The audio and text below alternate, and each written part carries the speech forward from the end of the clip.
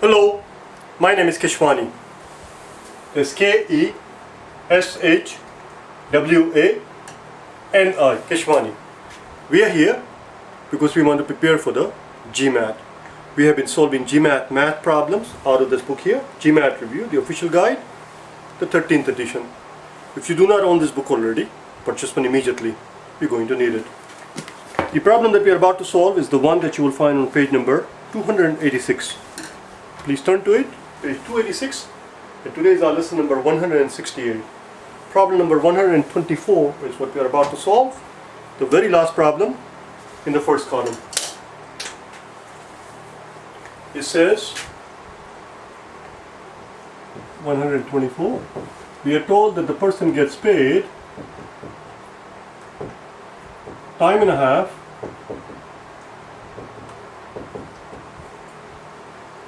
if the number of hours that he works in a given week is more than 40. Let's see exactly what they say here. An employee is paid time and a half, the regular hourly wage, for each hour worked in excess of 40 hours per week, excluding Sunday. On Sunday, he gets double time. Question simply is, how much did he earn last week? That's all they want to know. How much did he earn last week?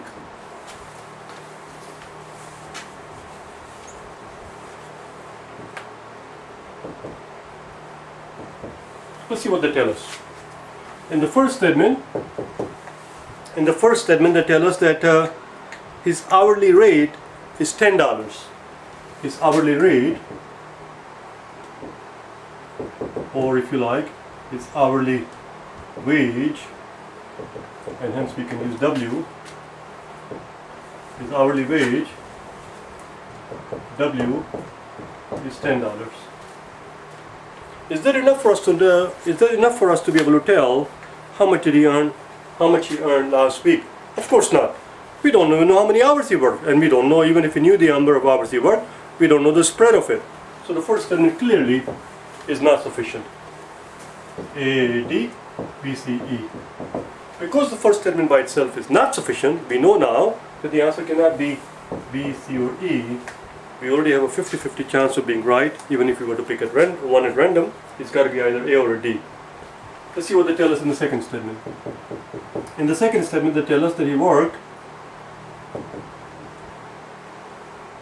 a total of 54 hours, and they further tell us, they go on to tell us that he never worked more than 8 hours in a given day. We are told that he worked a total of 54 hours. Last week the employee worked a total of 54 hours, and he did not work more than 8 hours on any given day. Is that enough for us to be able to tell how much he earned?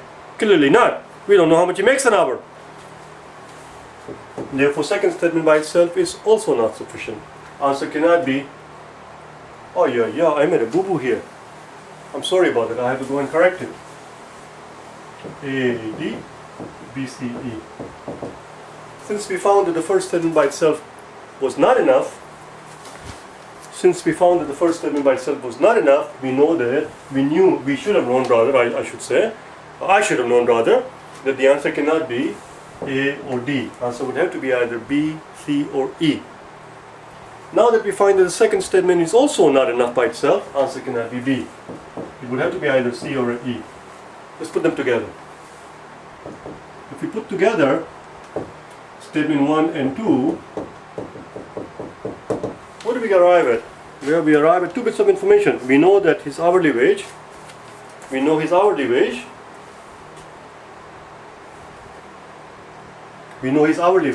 $10 an hour, and we know that he worked a total of 54 hours. What we don't know is how these hours are split. We do not know how these hours are split. For example, we have Monday, Tuesday, Wednesday, Thursday, Friday, Saturday, and Sunday. We are told that he worked a total of 54 hours and never more than 8 hours in a given day. A simple scenario that we can look at is this one. Maybe he worked 8 hours on every single day for the first 6 days. 8 6 are 48. 54 minus 48 is 6. So maybe he worked 6 hours on Sunday. For those of you who do not know, I'm digressing here for a second. For those of you who do not know, these are standard symbols that are used in a lot of the institutions, particularly in education, in universities and colleges, to designate the days of the week. Monday, Tuesday, Wednesday is straightforward. R stands for Thursday. This is not something we are making up. These are standard symbols that are used, as I said, in many industries and in many, particularly higher education institutions. When you pick up a college course catalog, this is how they designate the day.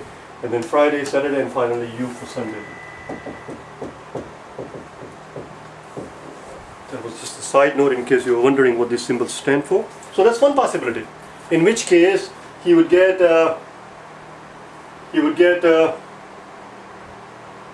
whatever he gets here for the first 40 hours he's going to get his regular wage, then for the last 8 hours he's going to get a time and a half, and then for Sunday he's going to get double time.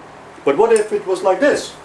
6, 8, 8, 8, 8, 8, and 8. Now the amount of money that he's going to get for Sunday is different. Here, in the first scenario, he works 6 hours on Sunday, for which he gets paid $120 because the 6 hours count as 12 hours, and here 8 hours count as 16 hours. So now he's going to get $160 for Sunday. We do not know what the spread is. We don't know how these hours are laid out. This is just these two are just the simplest of the scenarios.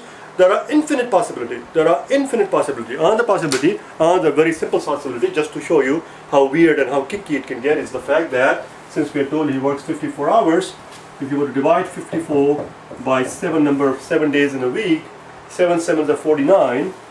7 7s are 49, and then 54 minus 49, that's 5. So maybe he worked 5/7. Maybe he worked 7 and 5/7 hours and every single day. 7 and 5/7 hours every single day.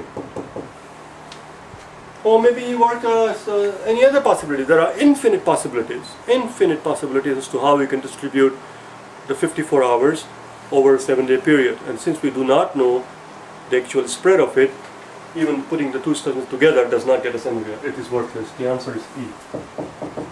The answer is E. Let's do the next one, shall we? Let's do one more. We're done with this one.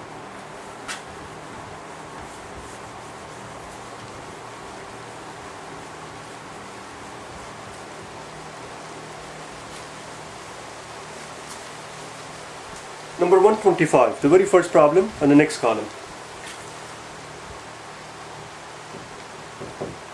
In 125, they tell us that we have a box containing 3 kind of chips: red, white, and blue. All right. So we have red chips, we have white chips, and we have blue chips. Question simply is, what are the odds? What are the odds of picking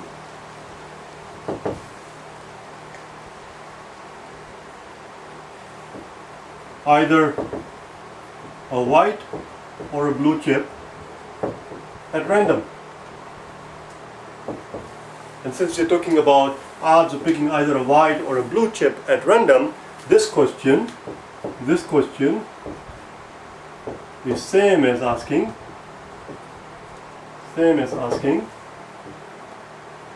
what are the odds of not picking a red? Because if you're not picking a red, you're picking either white or a blue, because there are only 3 colors. So if we can somehow figure out what the odds of not picking a red one, that's what we want to find out. Let's see what they tell us. In the first statement, they tell us the probability that a chip will be blue is 1/5. The odds of picking a blue, in terms of symbol, we represent that as the probability of picking a blue is 1/5, which is great. But unless we know also what the odds are of picking a white, we cannot do anything with the blue itself. We need to know either the odds of picking a white one in this one, or of course the odds of picking a red one. One or the other. One bit of information is missing here. Simply knowing the odds of picking one chip is not enough. There are three kinds of chips here, red, white and blue, and we have to know the odds of picking either the odds of picking a red one, in which case we can figure out the odds of not picking a red one, or in this scenario, since they're telling us the odds of picking a blue one, we also need to know the odds of picking a white one, and they don't tell us that. So the first statement does not do any good.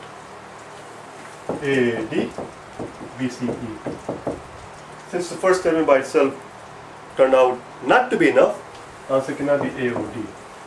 Again, one more time. In this case, they tell us the odds of picking a blue one. If they had told us the odds of picking a white one also, we would have been all set. Or, if they somehow tell us the odds of picking a red one, then we'll be all set too, because once we know the odds of picking a red one, we can figure out the odds of not picking a red one. It's just 1 minus the odds. Let's see what they tell us in the second statement, shall we? The probability that the chip will be red is, what do you know? The odds of picking a red one is simply